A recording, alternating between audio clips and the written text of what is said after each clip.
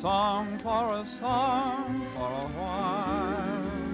I'll give you a heart for a moment sublime. Right from the start, we'll have a grand time.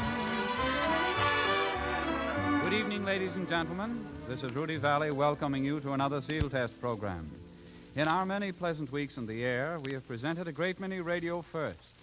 But tonight tops them all. Tonight, for the first time before our radio microphone, the talented brothers John Barrymore and Lionel Barrymore come face to face.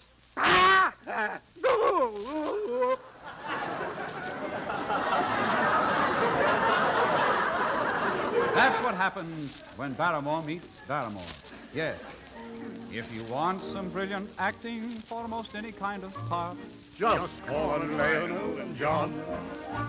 To make you laugh and make you cry or stir your very heart, just call on Lionel and John. If you're looking for a profile that'll make fair ladies swoon, or a flowery speech romantic neath the mellow yellow moon, or if you prefer a villain who forecloses prompt at noon, just call on Lionel and John. If you want a bit of Shakespeare that is delicate and rare, just call on Lionel and John. If you want the old professor who advises Doc Kildare, just call on Lionel and John. For a vivid, vicious viper or the meekest little lamb, be it tragedy or comedy, these brothers score a slam. So if you dote on things artistic or a healthy slice of ham, just call Lionel and John. Yes, gentlemen, this is indeed a pleasure, having two such famous brothers on our show. John Barrymore, the great profile, and Lionel Barrymore, Lionel, they call your brother the great profile. What do they call you? Nearest responsible relative who owns property.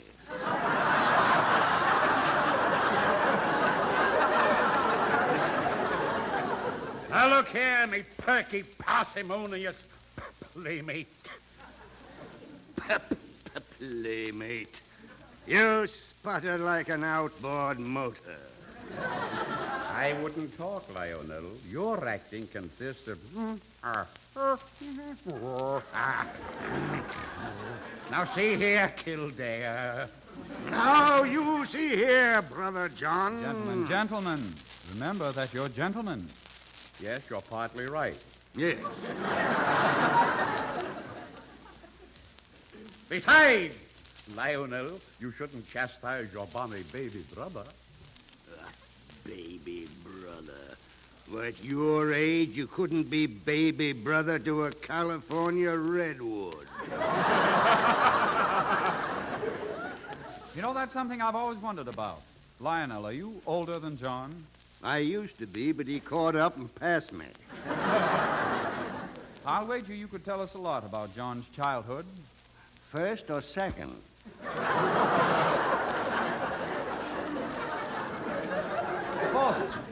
Suppose we take them in chronological order. Yes, let us go back to the days of John and Lionel's babyhood. Back. Whoa, you've backed up far enough. Lead us on to the nursery, Papa Rudy Barrymore. Good evening, my dear. Good evening. How are my two little, what are those little pink things again? You mean babies? Oh, yes, that's what I mean. How are my two little bouncing... Babies. Thank you. Rover and Tom, isn't it? Oh, no, that's our dog and cat. Our babies' names are Lionel and John. Don't you remember? We named John after John Quincy Adams. Oh, yes, shortly after. I say, do you mind if I take a look at our, what do you call those things again? Babies. Thank you. Aren't they cute? Yes, they are. But, I say... What? Aren't they a bit young to have their faces powdered? Faces, he says.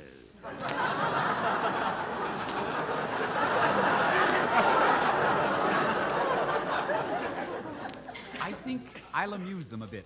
A kitty-kitty-coo, kitty-kitty-coo. This little piggy went to market, this little piggy stayed home. Lionel, if he tickles my foot once more, he's going to get that other little piggy right in the profile. Lionel, say dada. Lionel, say goo-goo. Lionel, say gaga. Goo-goo, gaga, gaga. For this, I had to rush over from MGM. Having enjoyed the rare privilege of eavesdropping into the childhood of the Barrymore brothers, let us now turn back the clock to their school days. Is there a grandfather's clock in the house? How true, Bud. Children. Jonathan, Lionel, hurry. Always late, those two, always late. Good morning, pupils. Good morning, Mr. Pips. Squeak! Now sit down, children. I shall read you a merry, merry story to start off this happy, happy morning. That practically ruins the morning. Quiet, Johnny. Now, once upon a time, there was a little red hen. The little red hen found some wheat. Aha, cried the little red hen. Who will help me plant the wheat? Not I, said Ducky Lucky. Not I, said Turkey Lurkey. Not I, said Skunky Wunky. Boys, are you listening? Not I, said Johnny Wanny. Not I, said Lionel Wionel. That's just a lot of hooey-fooey. Why, good gracious to Betsy. Children, now let us all rise and sing our class song. Oh, teacher dear, we learned a new song. Oh, how nice, Johnny. I'd like to hear it. That's what you think. Wait, first let me give you the pitch. Now that's the pitch. Sounds like a foul ball. Never you mind. Please sing me your song. Come on, fellas. We brushed our teeth and combed our hair, teacher dear. We brushed our faces everywhere, teacher dear. We brushed our teeth and combed our hair for Mademoiselle from Armentier. Inky dinky Polly Boo.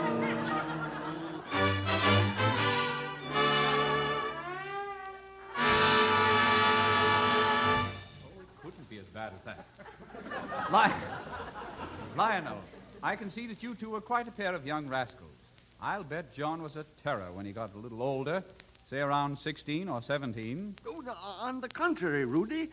During his teens, John was a very bashful young man. Would you believe it? No, I wouldn't. He really was. Why, I remember the night of his 16th birthday. I just caught John and given him his bath. 16 years old and you had to catch him to give him a bath? Oh, we still do. But let's skip that, Rudy. Very well. What was the next important event in the career of the Barrymore Frères? Well, skipping quickly over some terrible thespian endeavors, we headed for Broadway, Rudy. Of course, little old New York was quite different when we first hit the town. Remember the horse cars and the Bowery, Rudy? Well, no, but my granny told me about them. But here's what I do remember. The Bowery, the Bowery. They say such things, they do such things. On the Bowery, the Bowery. I'll never go there anymore. She's my sweetheart, I'm her beau. She's my Annie, I'm her Joe. Soon we'll marry, never to part. Little Annie Rooney is my sweetheart. Daisy, Daisy, give me your answer, do. I'm half crazy, all for the love of you. It won't be a stylish marriage, I can't afford a carriage, but you'll look sweet with your great big feet on a bicycle built for two, the end. And so it was that the Barrymore brothers, heeding the call of the stage, arrived on Broadway. John was the first to get a job. Broadway first heard his glorious dramatic voice when he said those never-to-be-forgotten words. Extra paper? Read all about it. Brutus killed Caesar. Read all about it. Extra! Lionel, however, had better luck. Like his illustrious forebears, he landed within the hallowed walls of a great Broadway theater. All New York society had turned out, as on his opening night, young Lionel Barrymore was heard to say, bonbons, peppermints, lemonade. Those were the great days, Rudy. Did John ever tell you how nervous we were the first night our play really opened on Broadway? No, but I heard how nervous you were the night it closed. Well, same thing. Same night.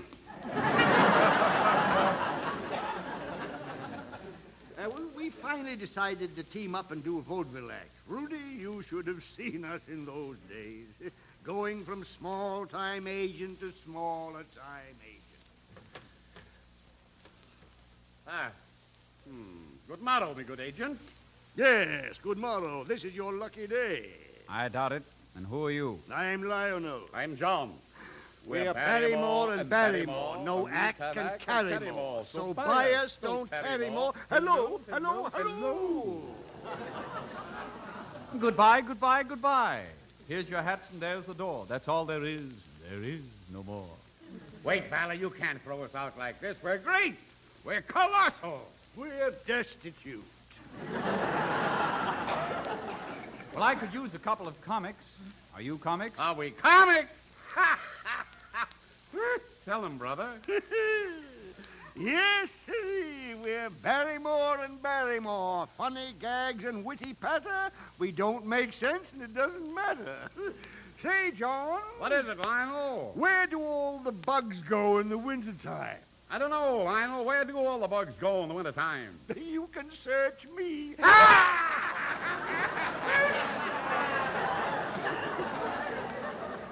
Well, Valley, as a taxidermist said to the eagle, how do you like our stuff? Gentlemen, as the wife said to the hen-pecked husband as she pointed to the rug, beat it. Crime marches on. Then, after many triumphs on stage and screen, came the crowning achievement of John Barrymore's career. He joined the Rudy Valley program, done on the fateful night of October 17th, 1940. While John made his radio debut, Brother Lionel sat tensely at his one-tube crystal set, listening. I'm Rudy the cutie, the crooning patootie, the vagabond lover from Maine. I am Barrymore, J. Barrymore. I am John, the great profile.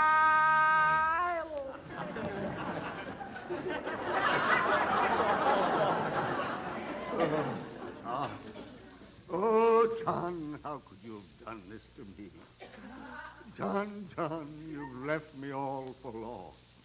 The sheep's in the meadow, and you're in the corn.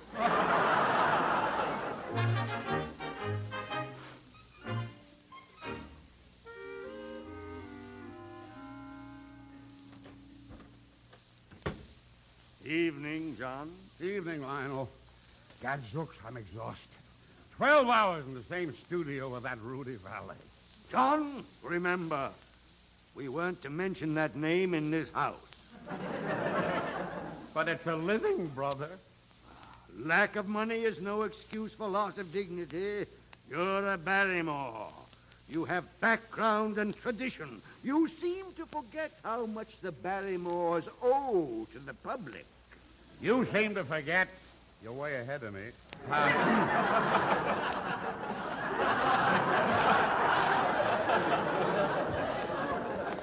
You seem to forget how much the Barrymores owe. Now, look here, Stinky. Stinky? Don't forget I'm John Barrymore, the Crown Prince of the American Theater. Sonny, you may be the Crown Prince of the American Theater, but you're still Stinky to me. You're just jealous. Jealous that I'm on the Rudy Valley program and you're not. Jealous. Why, wild horses couldn't drag me to that show. Wait, I'll take it. Hello? Barrymore home for aging profiles?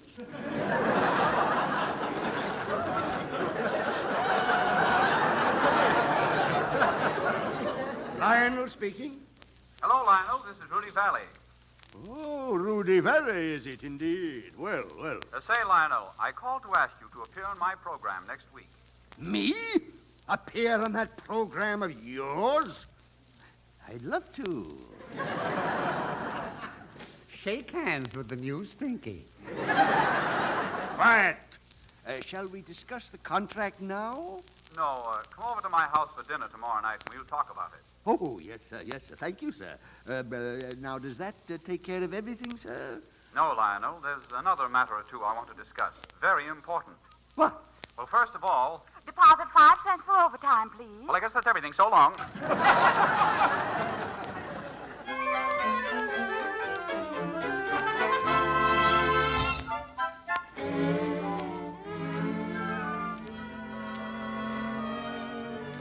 And so, accepting Rudy Valley's gracious invitation, the Barrymore boys arrived the following night at the Valley homestead. Well, here we are, Lionel. Ring the bell, John.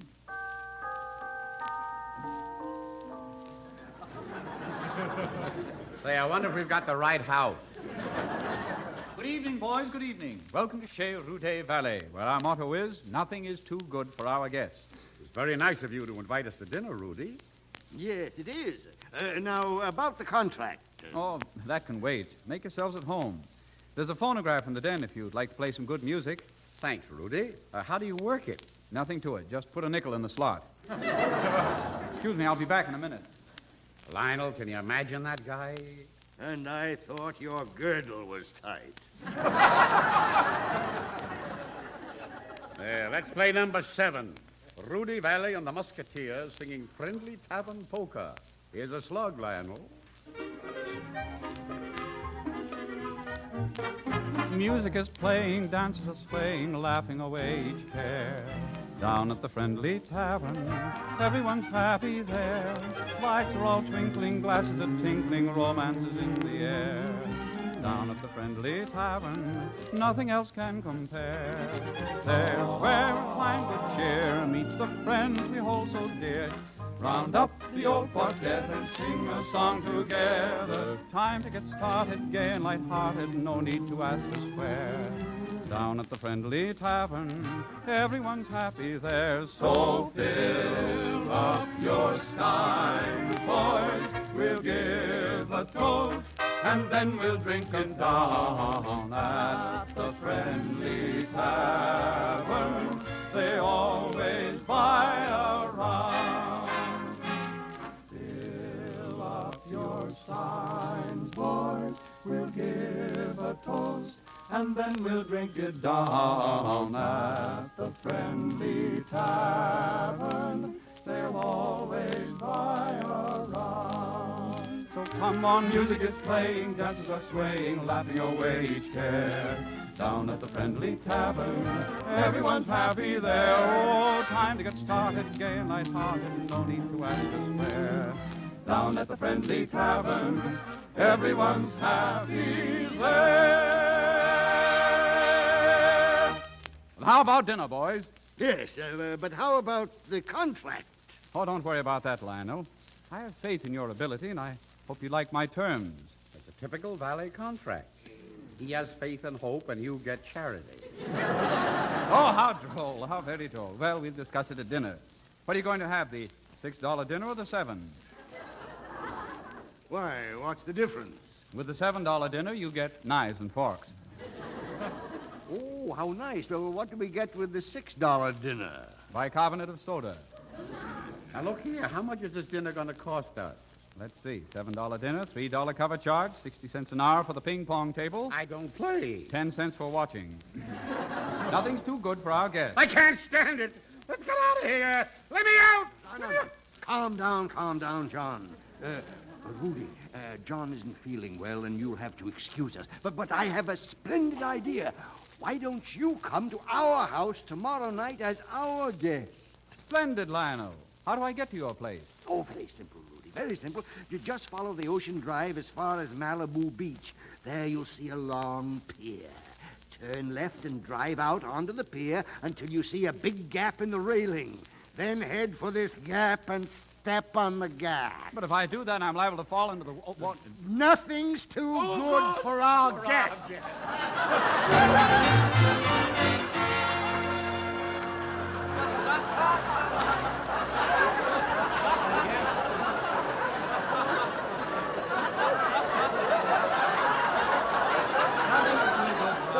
And to prove our point, we have a great dramatic credence to offer for you.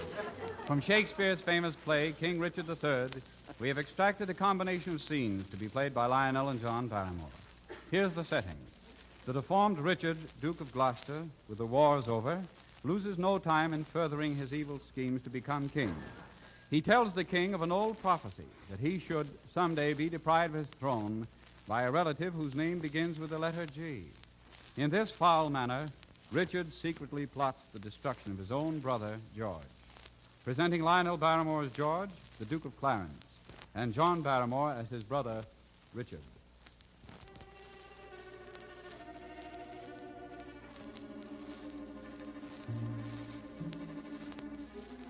Now is the winter of our discontent, made glorious summer by the son of York. Grim-visaged war hath smoothed his wrinkled front, and now instead of mounting barbed steeds, he capers to the pleasing of a lute. But I, that am not shaped for sportive tricks, nor made to court an amorous looking glass, I deformed, unfinished. The dogs bark at me as I halt by them. Why, I, in this weak, piping time of peace, have no delight to pass away the time unless to spy my shadow in the sun and descant upon mine own deformity. And therefore, since I cannot prove a lover, I am determined to prove a villain. Plots have I laid by foolish prophecies to set me brother George and King Edward in deadly hate the one against the other. Dive thoughts down to my soul. My brother comes. Our brother, good day. What means this armed guard that waits upon your grace? His Majesty hath appointed this conduct to convey me to the Tower. Upon what cause, my brother? May I know? Yea, Richard, when I know, for I protest as yet I do not. But as I can learn, King Edward hearkens after prophecies and dreams, and says a wizard told him that by G his issue disinherited should be. And for my name of George begins with G, it follows in his thoughts that I am he. Ah, we are the king's abjects and must obey. Brother, farewell. This deep disgrace in brotherhood touches me deeper than you can imagine. I know it pleaseth neither of us well. Well, your imprisonment shall not be long. I will deliver you. Meantime, have patience. I must perforce. Farewell. Go tread the path that thou shalt ne'er return. Simple, plain George. I do love thee so that I will shortly send thy soul to heaven, if heaven will take the present at our hands.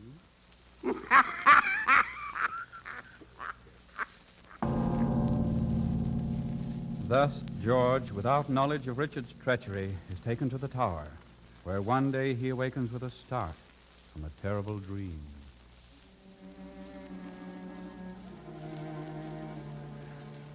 Oh, I've passed a miserable night, so full of ugly sights, of ghastly dreams.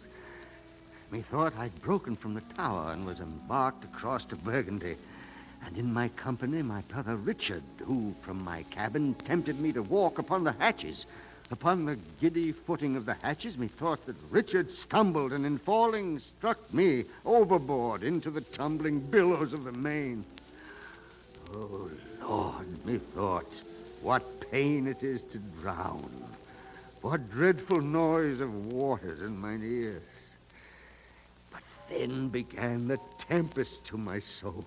I have done those things which now bear evidence against my soul for Edward's sake, and see how he repays me.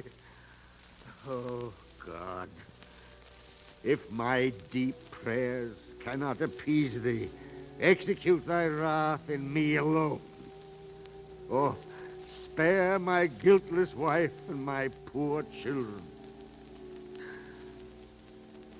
My soul is heavy, and I fain would sleep.